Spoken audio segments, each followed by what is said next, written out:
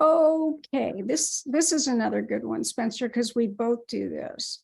Question was, years ago, I attended an Enneagram course taught by you. It was made up of 3 families. My husband, daughter, and I all attended because we did not know how to communicate with each other. It was a teenage daughter and son, actually, but this question was focused on the daughter. And learning about the Enneagram, we became close for the first time. She just wasn't like her father and her brother. But now we're close. Are you still working with families as well as businesses and individuals? Absolutely. In systems theory, yes, you can try and help the individual, like the daughter, but if the parents don't understand the daughter or their Enneagram type or what's going on, there's only so much you can do. You can create empathy, but we have to define the family members. And I did actually do a lot of trainings that would be with families where they wanted to learn more about the Enneagram, and a couple, 3 families would get together. So it'd be like a full class. And I would notice really specific things. Like one was a 7 mother saying, oh, my kids never got sick. I never had to worry about that. And her children were a 5 and a 6. And they go, no, Mom, we were sick. You just didn't want us to miss out on Disneyland. So we went to Disneyland with a fever and we just wanted to be home in bed. But the intent of the 7 mother was to not have her children disappointed they didn't get to go to Disneyland. So the reframe was, my kids weren't 6. So that's great when you think in terms of the family perception. Spencer, how about you with systems theory and with working with parents and children? Oh, I think it's, I absolutely think it's like a top-down system that I think is incredibly, incredibly important, especially if I'm working with someone under 18, but even still, because I think it's so multifaceted. I mean, I even think, man, it depends on even how deep you want to go with this, but like you have these 2 parents that are these tritypes that are trying to raise these tritypes. And granted, these kids can have these tritypes that come with these value systems, but if you're raised with like certain value systems, like beaten India, because it's been repeated so many times, you can end up taking on some of that and have it be important to you because it should be or whatever. It makes a very multifaceted thing that, of course, with systems theory, a lot of the healing work I do with my clients is perspective taking. Like once we can get a better understanding of what the parents' tritypes are or were if they're not around anymore, we can focus on maybe, you know, granted it's the person's perspective of their parents' tritype in these scenarios.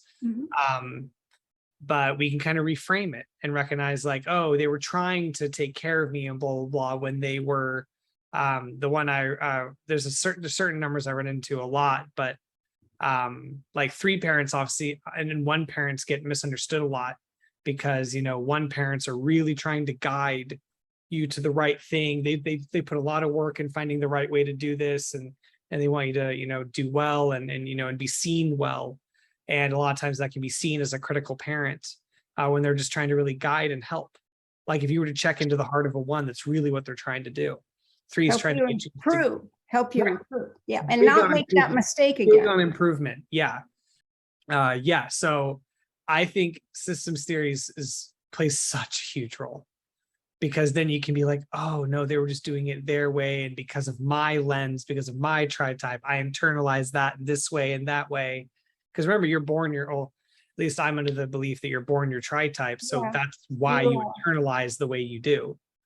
A lot of people think that maybe your primary you're born and secondary and tertiary are conditioned into you or whatever the case may be.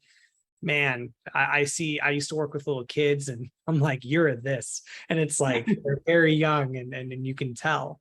And so we internalize based on what our fears are, what we're worried is true, what we're worried people think of us or the message they're sending us or whatever the case may be.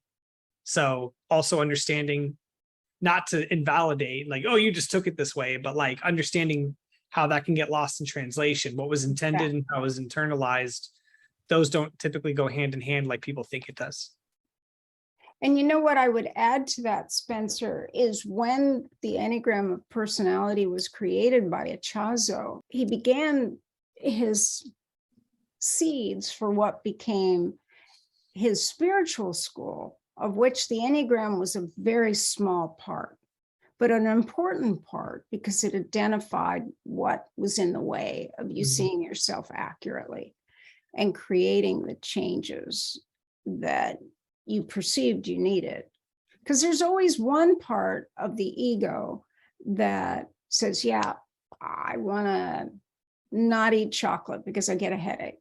That's me. And it's so true. But boy, I have so many positive limbic memories of those little Hostess chocolate cupcakes. And I think, yeah, that's what I want. Now you can just have them delivered to your house. You don't even have to drive to buy them. And so I think, oh, well, I don't want to have to pay someone to come regularly with the cupcakes. I'll just get several at once. I'll get 2. And then the next time, well, I should get a whole box. But then what happens because of the excessive part of 8, I just want to eat it. To say. And I'll say, okay, I'll just one more. And then I'll think, okay, I won't open another package. Yeah. Well, you know, maybe just one more, because I want that, the limbic smell, even though it's all artificial now, but they're pretty good at reproducing the smell. Having said that, we all have those associations. It's just different for each of us. But the other part of my ego that said, Katherine, don't eat chocolate because you're going to get a headache in a few minutes. How is that worth it? But the reward of, oh, we were all happy when we got those little Hostess cupcakes because we were never allowed to have sweets. So when we got them, or we took our allowance and immediately rode to Speedy Mart, but now it'd be 7-Eleven, and get a frozen drink, licorice, bubble gum, and the Hostess cupcakes. Reminds me of my brothers and I doing that. So it's a very positive memory.